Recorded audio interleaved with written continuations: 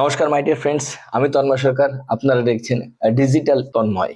মাই dear friends, আজকে আমরা জানবো কিভাবে আপনি ভোটার আইডি কার্ড অ্যাপ্লাই করতে পারেন। অর্থাৎ অনেকেই 80+ বয়স হচ্ছে, 18+ বয়স হয়ে যাচ্ছে। যখনই সে 18+ বয়স হচ্ছে তখন তার ভোটার অধিকার প্রয়োগ করার ক্ষমতা আসে এবং সেটা আবেদন করতে হবে কিভাবে, অনলাইনে ঘরে বসে আপনি আবেদন করতে পারবেন এবং এটার জন্য আপনাকে কোথাও যেতে হবে না। এই আবেদন করার শুরুতে আপনার কাছে বেশ কিছু ডকুমেন্টস আপনার হাতে থাকা দরকার। যে আপনার যে ঠিকানাটা, আপনার যে নির্বাচনী এলাকাটা, সেই নির্বাচনী এলাকার যে ভোটার লিস্টটা আছে সেখান থেকে আপনার ফ্যামিলি মেম্বার, ফাদার মাদার, তাদের বাবা মায়ের যে ফ্যামিলির যে ভোটার আইডি কার্ড এবং তারা যে নাম্বারে, যে পার্টের যে নাম্বারে তারা রয়েছে, সেই তথ্যগুলো কিন্তু আপনার হাতে থাকাটা খুবই জরুরি। শুধু তাই নয়, আপনার একটা ফটো দরকার। 4.5 সেন্টিমিটার বাই 3.5 সেন্টিমিটার একটা ফটো, নিট অ্যান্ড ক্লিন, পেছন সাইডটা সাদা, এরকম একটা ব্যাকগ্রাউন্ড, একটা ফটো দরকার। এবং এরকম কিছু ফোন নাম্বার, ইমেল অ্যাড্রেস, আধার কার্ড, যেগুলো খুব নেসেসারি, এটা আমাদের দরকার। এইসব জিনিসগুলো হাতে নিয়ে অনলাইনে অ্যাপ্লাই করার জন্য আমরা যে ওয়েবসাইটটা আছে eci.gov.in, এই ওয়েবসাইটে আমরা লগ ইন করবো এবং সেখান থেকে আমরা আমাদের পুরো তথ্যটা সঠিক এবং নির্ভুলভাবে ফিল আপ করেই কিন্তু আমরা আইডি কার্ড তৈরি করতে পারি।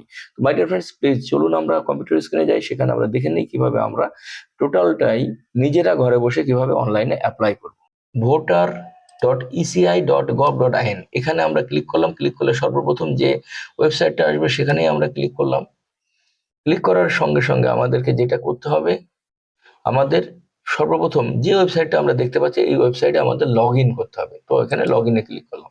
লগ ইনে যখনই ক্লিক করব, আমাদের যদি লগ ইন না থাকে, আমাদের হয়তোবা আপনার হয়তোবা আহ, নাও থাকতে পারে, আপনার আগে থেকে আইডি জেনারেট করা না থাকতে পারে, সেক্ষেত্রে আপনি সাইন আপের পরে ক্লিক করবেন। সাইন আপের পরে ক্লিক করলেও কিন্তু হবে। যেহেতু আমার আইডি নাম্বার রয়েছে আগে থেকে, তাই আমি ফোন নাম্বার দিয়ে আমি লগ ইন করে নিচ্ছি।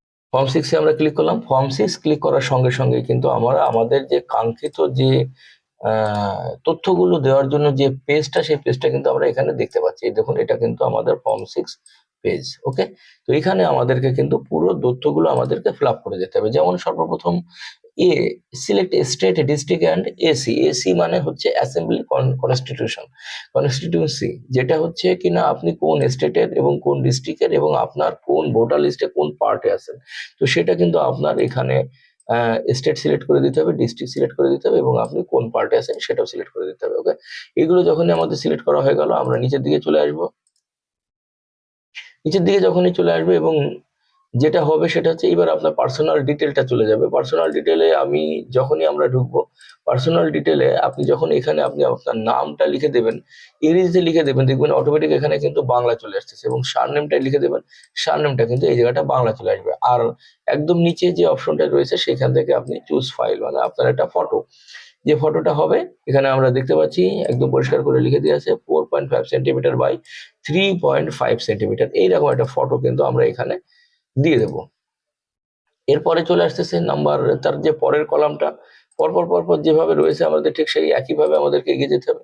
আপনি কোন রিলেটিভ তাকে দিতে চাইছেন, যেমন ফাদার হলে ফাদার, মাদার হলে মাদার, যদি হাজবেন্ড হয় বা ওয়াইফ হয়, আমরা যাকে দিতে চাইছেন তার নাম এবং তার সারনেমটা যখনই আপনি লিখবেন, অটোমেটিক নিচের ঘরগুলোতে এখানে বাংলা এবং এখানে বাংলার সারনেমটা চলে আসবে। ওকে, যখন এটা হয়ে গেল, আমরা ফর্ম, এই এই পেজটা ফিল করার সঙ্গে সঙ্গে আমরা নিচের দিকে চলে আসব। নিচের দিকে চলে আসব, আসার সঙ্গে সঙ্গে আমাদের এখানে কি চাইছে, এখানে দেখতে দেখতে পাচ্ছি আমরা চাইছে যে মোবাইল নাম্বারটা সেলফ নাকি অন্য কারো, ইমেল অ্যাড্রেসটা সেটা আমরা বসিয়ে দেবো। ওকে, তারপর চলে আসবো আমরা আবার একটু নিচের দিকে, যেখানে আমরা আসার সঙ্গে সঙ্গে আমরা দেখতে পাচ্ছি আমাদের আধার নাম্বারটা, আমরা আধার নাম্বারের ঘরটা এখানে আছে, আমরা আধার নাম্বারটা দিয়ে দেবো। দেওয়ার পরে কিন্তু আমরা নিচের দিকে চলে আসবো এবং তার পরবর্তীতে রয়েছে আপনার জেন্ডার। আপনি মেল হলে মেল, যদি ফিমেল হয় তাহলে ফিমেল, বা ট্রান্সজেন্ডার হলে, এটা কিন্তু আগে ছিল না, এটা থার্ড জেন্ডার লেখা আছে, অ্যাকচুয়ালি এটা ট্রান্সজেন্ডার। হ্যাঁ, যারা ছেলেও না মেয়েও না এরকম যারা, সেই ট্রান্সজেন্ডারদের জন্য এই অপশনটা কিন্তু নতুন ইনক্লুড করা হয়েছে। ওকে, আমরা ঠিক এরপরে একটু আরেকটু নিচের দিকে চলে আসবো।